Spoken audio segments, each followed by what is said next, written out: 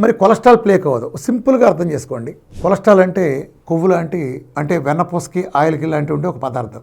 ఇది రక్తం వేడిగా ఉంటుంది. వేడిగా ఉండే రక్తంలో వెన్నపూసకుండా ఉండే పలసగా ఉండే పదార్థం గడ్డగట్టి రాయిలాగా మారటం ఏంటి, ప్లేక్లాగా మారటం ఏంటి, వాళ్ళు దునపో తినిందంటే ఏంటి, మనం దోణగట్టేయమంటాం ఏంటి? అసలు ఎక్కడ మారుతుందా? కొవ్వు లాంటి పదార్థం ప్రవహించే వేడి రక్తంలో గడ్డగట్టి రాయలుగా అక్కడ మారుతుందా? అది మారుతుందంట, అది పగిలిందంట, రక్తనాళాలను కట్ చేసిందంట, ఆ ఇన్ఫర్మేషన్ వచ్చి గుండెపోట్లు వచ్చినాయంట. ఇంతకంటే పెద్ద కాలీఫ్లవర్ ప్రపంచంలో లేదు. గుర్తుపెట్టుకోండి. మళ్ళా నేను చెప్తున్నాను, భూమి మీద ఇంతవరకు కొలెస్ట్రాల్ మన గుండె జబ్బు వచ్చినట్టు ఒకడు కూడా లేడు. నిజానికి ప్లేగ్గా మారేది ఏంటంటే కాల్షియం.